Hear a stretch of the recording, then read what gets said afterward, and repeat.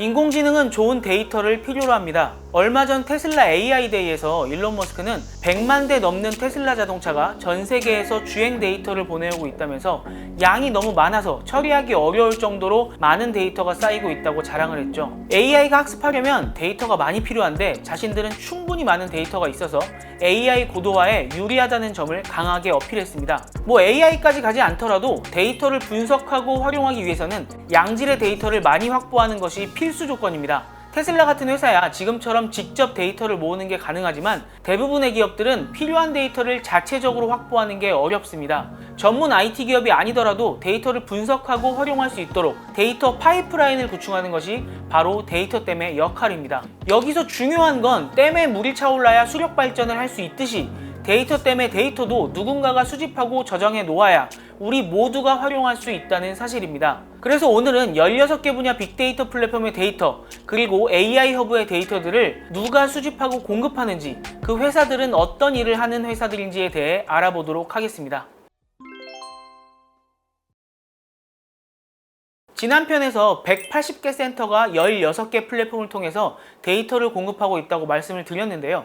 각 분야의 플랫폼 운영을 책임지는 주관기관은 보시는 것처럼 한국교통연구원, 한국수자원공사, 국립암센터, 경기도청과 같이 공공기관이나 정부기관도 있지만 BC카드나 더존비주원, KT와 같은 기업들이 맡고 있는 경우도 많습니다. 이처럼 공공과 민간이 협력을 해서 빅데이터 플랫폼을 운영하고 있다고 합니다. 플랫폼의 주관기업과 협업해서 데이터를 제공하는 각 분야의 센터들을 살펴보면 다양한 기업들이 빅데이터 플랫폼에 참여하고 있습니다. 예를 들어 야놀자의 경우에는 문화 빅데이터 플랫폼 참여 기업인데요. 숙박, 레저 사업장 데이터, 레저 통계 데이터 등을 제공합니다. 또 금융 빅데이터 플랫폼 참여 기업인 여기어때 컴퍼니의 경우에는 전국의 맛집 데이터, 배달 인기 식당 리스트 등 외식업과 관련된 다양한 데이터를 제공하고 있습니다. 그런데 이렇게 들어서는 감이 잘 안 오시죠? 그래서 오늘은 여러분들께 데이터에 대해 좀 더 쉽게 이해하실 수 있도록 데이터댐에 데이터를 공급하는 기업에는 어떤 회사들이 있는지, 그리고 이들 회사가 어떻게 데이터를 수집하는지 설명을 드리고 그중 한 기업을 제가 직접 찾아가서 인터뷰해 보도록 하겠습니다. 먼저 소개해드릴 회사는 자율주행 기술을 개발하고 있는 스타트업이자 AI 학습용 데이터 구축 사업 참여 기업인 라이드플럭스입니다. 제주에서 제주공항과 소카스테이션, 중문관광단지 등을 오고 가는 자율주행 셔틀카를 운영하고 있습니다. SK와 소카에서 투자를 받을 만큼 유망한 회사라고 할 수 있습니다. 라이드플럭스는 한정된 지역 내에서 운전자 개입 없이 자율주행을 할 수 있는 자율주행 레벨 4 기술을 개발하고 있는데요. 테슬라나 볼보처럼 직접 자율주행 자동차를 생산하는 자동차 메이커가 아니기 때문에 이미 시장에 출시되어 있는 일반 차에 센서를 달아서 자율주행차를 개발하는 웨이모와 유사한 회사라고 생각하시면 쉬울 것 같습니다. 라이드플럭스도 자율주행 기술을 개발하기 위해서는 다양한 도로의 데이터가 필요합니다. 이런 데이터들을 직접 확보하기 위해서 자동차에 센서를 달아서 도로를 다니면서 데이터를 모으게 되는데요. 라이드플럭스는 이렇게 자율주행 기술을 개발하기 위해 수집한 데이터를 자체적으로 활용하기도 하지만 AI 학습용 데이터 구축 사업 참여 기업으로서 여기서 얻은 데이터들을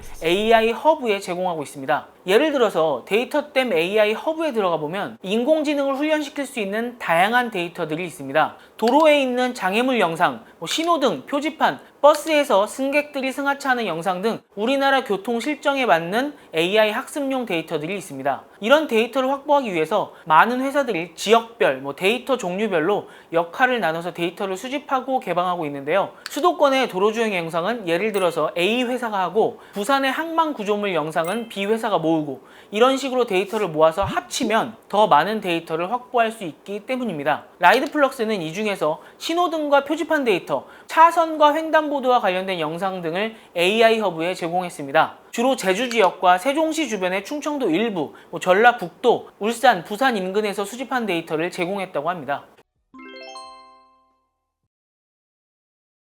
유전자 분석이라는 말 많이 들어보셨죠? 각각의 유전자가 우리 몸의 일부를 설명하는 정보라면 이 유전체는 생명체가 갖고 있는 모든 유전적 정보의 총합인데요. 유전체란 단어가 익숙하지 않으시다면 한동안 게놈이라는 단어는 많이 들어보셨죠? 게놈이 우리말로 유전체입니다. 인간 유전체 정보는 이미 다양하게 활용되고 있습니다. 예를 들어서 배우 안젤리나 졸리가 2013년에 유방을, 2015년에 난소를 제거하는 수술을 받았는데요. 안젤리나 졸리의 어머니가 젊은 나이에 암으로 돌아가셨다고 하죠. 그래서 주치의가 안젤리나 졸리에게 유전체 검사를 권유를 했는데 이 검사를 통해서 자신이 유방암과 난소암에 걸릴 확률이 매우 높다는 것을 알아내고 선제적으로 대응을 한 것입니다. 그런데 인간의 유전체 정보가 아닌 무려 36만 종에 달하는 식물의 유전체의 비밀을 풀겠다고 나선 회사가 있습니다. 인포보스라는 회사인데요. 다양한 식물의 전체 유전체를 포함한 바이오 빅데이터를 수집하고 분석한 뒤에 AI 기술을 활용을 해서 해당 식물이 만들어낼 수 있는 물질을 예측하고 검증해 나가고 있습니다. 쉽게 설명하면 이런 겁니다. 진달래꽃 차를 마시면 감기나 기관지염에 좋다. 이런 사실을 우리는 오랜 경험을 통해 알고 있습니다. 그런데 진달래꽃의 어떤 성분이 감기에 도움을 주는지는 잘 모르죠. 이럴 때 역으로 유전체로부터 감기약의 성분과 연관 있는 요소를 추적해 봅니다. 감기약에 있는 성분을 진달래꽃이 갖고 있을 가능성이 높으니까요. 이런 식으로 식물이 만들어낼 수 있는 물질을 예측을 하고 실험을 통해서 확인하는 과정을 거치게 됩니다. 인포보스가 계획하는 대로 식물 유전체 정보를 알아내게 된다면 향후에는 우리가 먹는 각종 약재들이 어떤 물질을 만들어내고 이 물질이 어떤 과정을 거쳐서 인체에 유용한 혹은 해로운 역할을 하게 되는지 과학적으로 증명이 가능해집니다. 단순히 몸에 좋대 하면서 비싼 돈 주고 구입해서 먹었다가 실제로는 탈나는 경우도 많잖아요. 이런 문제를 해결할 수 있게 됩니다. 인포보스는 식물 유전체 분석을 통해서 얻은 정보, 예를 들어서 식물이 갖고 있는 항바이러스 성분 관련 데이터, 공업적 활용 가능한 유용물질 데이터라든가 유전체 분석 및 활용에 기반이 되는 정보들을 산림 빅데이터 플랫폼에 제공합니다. 이런 기반 정보는 직접 산으로 들러 조사를 나가서 얻어오는 데이터도 있고요. 국립생물자원관과 산림청의 종 목록을 합쳐서 재분류를 해서 제공하는 데이터도 있습니다. 그런데 이런 유전체 데이터들은 우리가 온라인 쇼핑몰에서 상품을 거래하듯이 데이터 받아가세요 이렇게 사이트에 올려놓는다고 활용할 수 있는 게 아닙니다. 막상 데이터가 있어도 해석하기가 쉽지 않겠죠. 데이터가 필요한 기관이나 기업에 직접 설명을 해주기도 하고 활용할 수 있게 고객 맞춤형 데이터를 제공해줘야 할 때도 있습니다. 그래서 데이터를 단순히 거래한다는 느낌보다는 데이터가 필요한 회사와 협업을 해서 데이터의 활용도를 높인다는 개념으로 이해를 하시는 게 더 정확할 것 같습니다. 어떠세요? 조금 더 감이 오시나요? 지금까지 제가 AI 허브 참여 기업인 라이드플럭스, 산림 빅데이터 플랫폼 참여 기업인 인포보스의 사례에 대해 말씀을 드렸는데요. 좀 더 쉽게 확실히 와닿으실 수 있도록 제가 현장으로 나가보도록 하겠습니다. 이번에 만나보실 기업은 통신 빅데이터 플랫폼 참여 기업인 모토브입니다. 저는 서울 논현동에 있는 모토브라는 회사에 나와 있는데요. 여러분 요새 길거리 돌아다니시다가 택시 위에 있는 이 디스플레이 보셨을 것 같아요. 광고들이 나오는데 이게 일반 광고판이 아니라 어마어마한 데이터를 수집하는 모바일 미디어 플랫폼이라고 합니다. 오늘 그 이유가 무엇이고 이 기기에서 어떤 데이터들이 수집되는지 한번 알아보도록 하겠습니다. 네, 모토브의 허남영 이사님 모시겠습니다. 안녕하십니까? 안녕하십니까? 네, 안녕하세요. 모토브 어떤 회사인가요? 택시 위에 디지털 광고판을 이제 설치해가지고 택시가 지나가면서 도시 시민들이 언제든지 볼 수 있는 광고 매체라고도 볼 수 있는데요. 외부로 보여지는 바만 그렇고 실제로는 빅데이터 플랫폼에 다양한 데이터를 제공하고 있는 도시 데이터 플랫폼이라고 볼 수 있습니다. 이 택시탑 디바이스는 택시 위에 스마트폰이 달려있다고 생각하시면 돼요. 스마트폰에는 스피커도 있고 또 채광 센서부터 조도 센서, 다양한 센서들이 들어가 있거든요. 핸드폰이 어두운 지역에 가면 밝아지고 또 다양한 뭐 온도 같은 것도 습득하고요. 그하고 마찬가지로 모토브 디바이스는 다양한 센서로 데이터들을 제공할 수 있고요. 또 광고를 표출할 때 날씨, 시간, 지역에 따라서 상황 인지형으로 광고를 송출할 수 있습니다. 위에 광고가 일률적으로 돌아가는 게 아니라 지역이나 시간에 따라서 바뀐다는 얘기예요. 예, 그렇습니다. 그래서 광고는 강남에서 표시되는 게 틀리고 또 대학생들이 많은 신촌에서 플레이되는 광고가 다릅니다. 주변 상황을 다양한 센서들을 통해서 바로 인지하고 그 안에 드는 엣지보드라는 거 안에 AI가 들어있습니다. 그래서 아직은 기능이 굉장히 제한적이지만 그 상황에 맞춰서 비가 왔을 때 강한 타이어라든가 뭐 이런 광고를 할 수 있게 되는 거죠. 그러니까 택시 위에 있는 이 디바이스에는 어떤 센서들이 들어있어요? 뭐 몇 개 정도? 예, 지금 현재 32개의 센서가 들어있는데요. 일단은 카메라가 들어있어서 도로 상황을 모니터링 할 수 있습니다. 그리고 두 번째로는 조도 센서가 들어있어서 현재의 빛발기, 도시의 빛발기를 모니터링 할 수 있고요. 뭐 세 번째로는 환경 센서, 대기 환경 센서가 들어가 있습니다. 6종의 대기 환경 센서가 들어있는데 그것에는 미세먼지라든가 인체에 유해할 수 있는 황화수소라든가 이런 다양한 환경 오염 물질들을 실시간으로 검출할 수 있는 센서들이 달려 있어서 그 데이터를 바로바로 제공할 수 있는 상황이 됐습니다. 그러면 지금 그 디바이스에 달려있는 센서들은 꼭 광고를 위해서만 달아놓은 건 아닌 것 같네요. 예, 그렇습니다. 회사에서 지향하는 바는 도심을 떠다니는 센서 보드라고 생각을 하고 있거든요. 그래서 예전에는 도시에서 어떤 데이터들을 얻어낼 때 고정형으로 군데군데 이렇게 장착을 해야 됐습니다. 그렇죠. 약간 기상 관측하듯이. 그러다 보니까 아무리 많은 센서를 달아도 1000개 이상이 넘어가는 게 굉장히 힘들었어요. 지역이요. 도시에다 1000곳을 단다고 하더라도 통신 모듈이 붙어야 되고 뭐 안전을 위한 다양한 장치들이 구비돼야 되거든요. 택시는 하루에 300km 이상을 달리기 때문에 수백 개의 택시가 혹은 앞으로 수천 개의 택시가 도시 전역을 초마다 수집하면서 스캔하면서 그 데이터를 시민들한테 제공할 수 있다라고 저희는 보고 있기 때문에 데이터의 경쟁력에 확신을 좀 가지고 있습니다. 고정형 1000개를 달기는 쉽지 않은데 지금 이동형으로 1000개를 달았으니 엄청나게 많은 데이터를 수집하실 수 있겠군요. 예, 그렇습니다. 보통 평균 지금까지 1년 동안 14종의 데이터를 약 140억 개 이상씩 저희가 플랫폼에 제공하고 이것이 이제 작년 기준이라고 보면 금년서부터는 아마도 250개에서 한 300여 개 정도의 데이터가 계속 누적될 거라고 보고 있습니다. 와. 그럼 지금 모토부가 이렇게 확보하신 이 어마어마한 데이터 때문에 공급하시고 계시는 거잖아요. 이 데이터댐을 이용해서 어떤 분들이 이 데이터들을 활용하실 수 있을까요?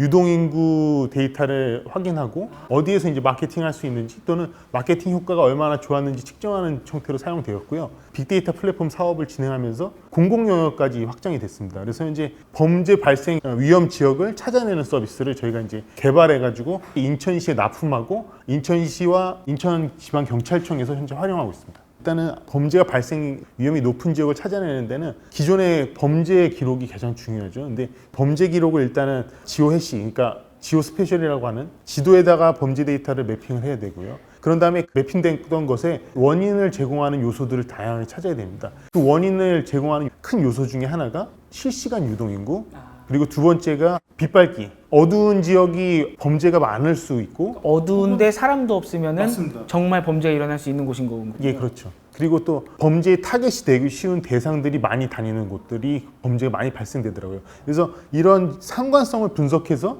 결국 범죄가 발생할 가능성이 높을 것 같다, 예의주시해야 된다 하는 지역을 실시간으로 뽑아내는 겁니다. 이것이 계절과 시간, 현재 상황, 뭐 다양한 이벤트라든가 축제 등에도 연관성이 있습니다.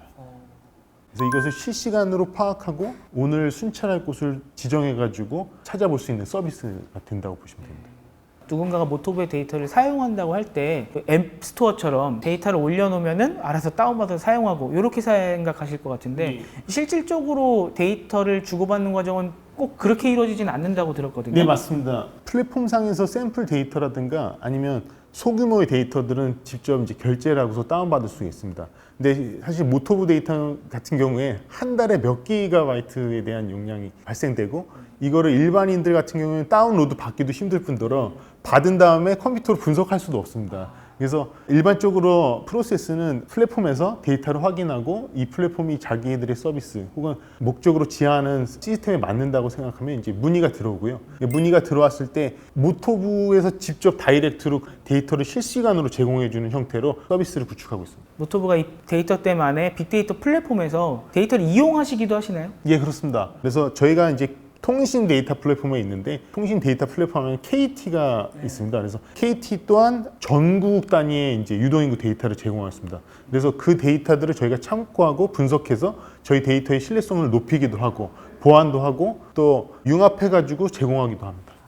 저도 얘기를 들어보니까 KT가 우리나라에서 3대 통신사 중에서 하나이기 때문에 기지국에서 발신되는 휴대폰이 어디 위치에 있나 이런 걸 보면은 유동인구를 충분히 알 수 있다라고 들었는데 하지만 그래도 전체 인구는 또 아니잖아요. KT도. 거기도 완벽한 데이터가 아닐 거고 모토부도 모든 곳을 실시간으로 파악하고 있지는 않으니까 완벽한 데이터도 아닐 텐데 둘의 데이터를 합산을 해서 확인을 해보면 비교 분석을 해가지고 오류가 발생되는 것을 최소화할 수 있죠. 검증도 되고 또 훨씬 더 풍부하게 데이터를 활용할 수도 있는 거군요. 예, 그렇습니다. 오늘 이렇게 데이터댐, 그중에 빅데이터 플랫폼, 모토부가 어떻게 데이터들을 확보하시고 또 그 데이터들을 어떻게 사용하는지, 또 데이터들을 합쳐서 어떻게 더 양질의 데이터를 만들어내는지 이야기를 들어봤습니다. 오늘 좋은 말씀 해주셔서 감사합니다. 네, 감사합니다. 감사합니다. 오늘 내용은 어떠셨나요? 빅데이터 플랫폼 그리고 AI 허브의 데이터를 공급하는 기업들, 생각보다 우리 곁에서 가까이 접할 수 있는 회사들이 많습니다. 꼭 대기업만도 아니고 공공기관만도 아니죠. 이런 기업들은 데이터를 제공하는 참여 업체이자 활용하는 수요 기업이 되기도 합니다. 각자가 갖고 있는 데이터를 주고받으면서 더 나은 품질의 데이터로 업그레이드 시킬 수 있게 됩니다. 현재 빅데이터 플랫폼 내에는 180개의 센터가 있습니다만, 빅데이터 플랫폼이 더 활성화된다면 앞으로는 더 많은 기업들이 플랫폼에 참여를 해서 현재는 상상할 수 없는 가치를 만들어낼 수 있지 않을까 생각을 해봅니다. 지금까지 4편에 걸쳐서 데이터가 왜 중요한 것인지, 그리고 데이터를 거래하고 서로 협업해야 되는 이유, 또 어떤 기업들이 데이터 때문에 참여하고 있는지에 대해 알아봤습니다. 그런데 이렇게 유용해 보이는 데이터댐 어떻게 생겼는지 궁금하지 않으세요? 저희가 어려운 영역까지 다 보여드릴 수는 없지만 대략 어떻게 생겼는지, 어떻게 활용할 수 있는지, 특히 우리 같은 일반인들이 활용할 수 있는 방법에 대해서 다음 편에 알아보려고 합니다. 다음 편도 꼭 기대를 해주시고요. 오늘도 여기까지 시청해주셔서 감사합니다.